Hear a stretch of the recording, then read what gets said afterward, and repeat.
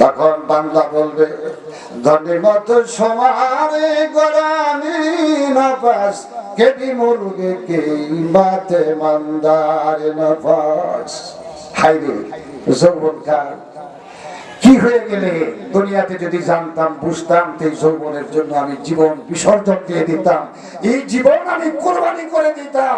হেরে যুবক ভাই, এই সুযোগ সময়টা যদি তুমি ছেড়ে দাও তাহলে আর কোনোদিন পাইবা না। ইয়াউমা ইয়াকুমুর রূহু ওয়াল মালাইকাতু সাফফান লা ইয়াতাকাল্লামুনা ইল্লা মান আযিনা লাহুর রাহমান। সেদিন রহমান ব্যতীত আর বিচারের কেউ থাকবে না। যেরকম সুবহানাল্লাহ, বিচার কেউ থাকবে না।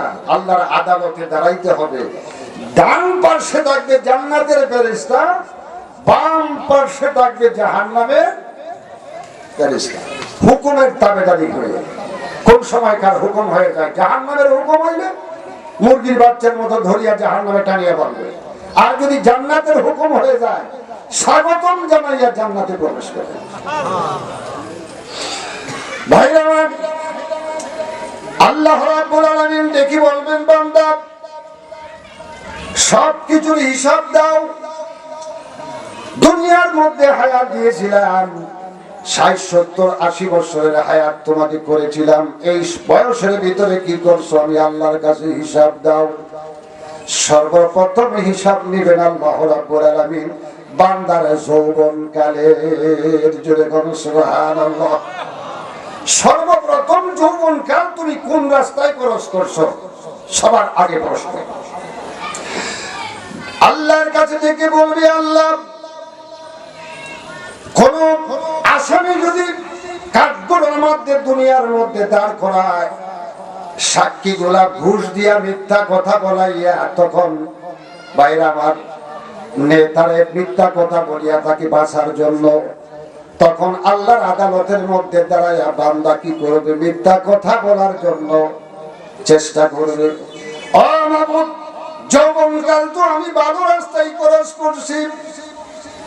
আল্লাহ রাব্বুল আলামিন দেখি বলবেন ওয়া মাকারু ওয়া মাকারাল্লাহু ওয়াল্লাহু খায়রুল মাকিরিন। চালাকি কি সব জায়গায় চলে? সব জায়গায় কি চালাকি চলবে বাজান?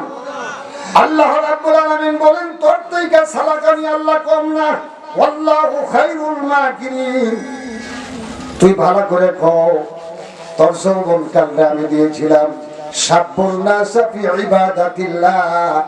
যৌবনকাল আছিল আমি আল্লাহর কাছে সবচাইতে প্রিয়।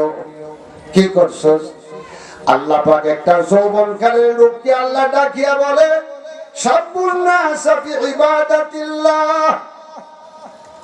হে যুবকের দল, ইয়া আইয়ুহাস শাবাব, এই জওয়ানের দলে না।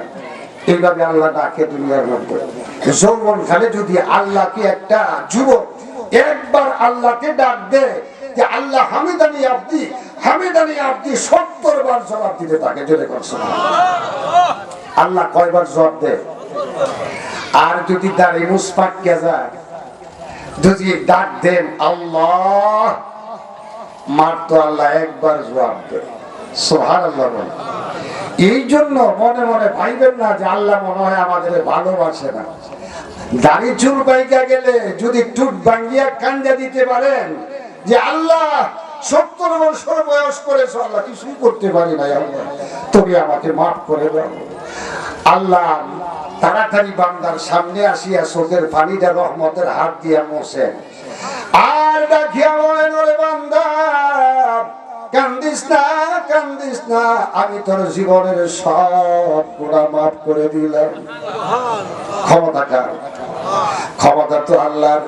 আল্লাহ তখন ডাকিয়া বলে বান্দারে যৌবনকালটা তো ভালো কাজে খরচ করস নাই। আচ্ছা বল তুই নামাজ পড়ছস নি? মিথ্যা কথা কয় বান্দা যে আল্লাহ তাহাজ্জুদের নামাজ আমি ছাড়ি নাই, অথচ ওয়াক্তের নামাজ পড়ে নাই। আল্লাহর আদালতের মধ্যে দাঁড়ায়া কয় আমি তাহাজ্জুদের নামাজও ছাড়ি নাই। নাউজুবিল্লাহ। আল্লাহ ডাকিয়া বলে বান্দারে اليوم نختم على أفواههم وتكلمنا أيديهم وتشهد أرجلهم بما كانوا يكسبون سبحان الله আল্লাহ রাব্বুল আলামিন বান্দার জবান বন্ধ করে দিবেন হাত পাও নাক কান অঙ্গ প্রত্যঙ্গ যা কিছু আছে আল্লাহ হুকুম করবেন হেরে চোখ তুই কথা বল হাত তুই কথা বল পাও তুই কথা বল কান তুই কথা বল যখন কথা বলতে থাকবে আল্লাহ রাব্বুল আলামিন ডাকিয়া বলবেন তুমি কি শুনছো তুমি কি শুনছো বান্দা মনে মনে বলবে এক চক্ষুর এনে চক্ষু তুই যদি সাধারণ ব্যথা পাইতে আমি কত ডাক্তার দেখাইতাম হেরে হাত যদি বাটা মৌজা শীতের সময় আমি ব্যবহার করতাম ওরে পাও কত ভালো ভালো জুতা মৌজা ব্যবহার করতাম আজ এত যত্ন করার পরেও আমার বিরুদ্ধে আল্লাহর কাছে সাক্ষী দিলে